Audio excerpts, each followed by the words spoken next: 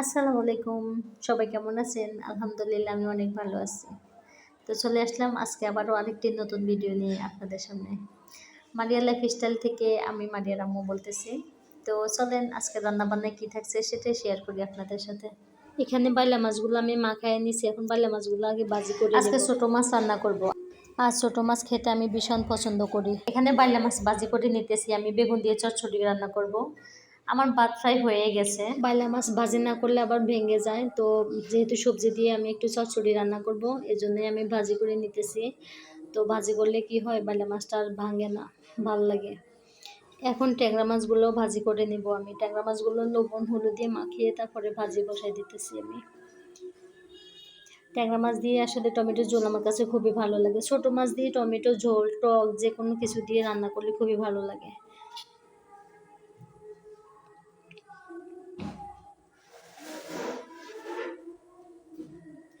আমার মাছ ভাজি হয়ে গেছে।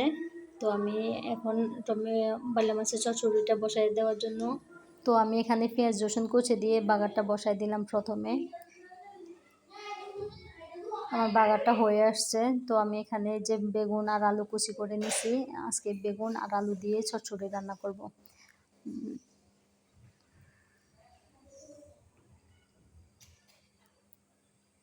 তো আমার বাগার হয়ে গেছে। এখন আমি মশলাগুলো এক এক করে অ্যাড করব। 1 চামচ লবণ আর 1 চামচ হলুদ দিয়ে দিলাম। এখন সামান্য পরিমাণে 1 চামচ মরিচের ফাহি দিয়ে দিলাম। দিয়ে এবার ভালোভাবে নেড়ে ছেড়ে আমি ভাজি করে নিতেছি।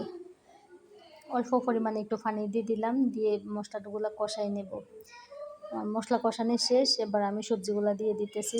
তো সবজিগুলো নেড়ে ছেড়ে একটু কষিয়ে নেব। আমার সবজি কষানো শেষ। কি সুন্দর কালার আসছে দেখেন। আমার আলু নরম হয়ে গেছে। এবার আমি মাছ দিয়ে দেব।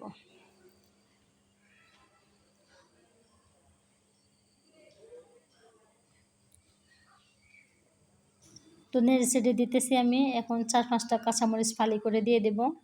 দিয়ে ঢাকনা দিয়ে ঢেকে সামান্য একটু ঝোল দিয়ে দিতেছি। এবার তরকারিটা হোক। আমি এদিকে আরেকটা তরকারি বসাই দিতেছি। এখানে আমি টমেটো ঝোল রান্না করার জন্য বাগারটা বসাই দিলাম। বাগারটা একটু ভালোভাবে নেড়ে ছেড়ে নিতেছি। বাগারটা হোক। আমার তরকারিটার কি অবস্থা আমি একটু দেখি। বেগুনের চচ্চড়িটা আমার হয়ে গেছে। বেগুনের চচ্চড়ি। এবার ধনিয়া পাতা কুচি দেওয়ার পালা। ধনিয়া পাতা কুচি দিয়ে এবার নামিয়ে নেব আমি। তো উল্টে পাল্টে দিয়ে দিতেছি।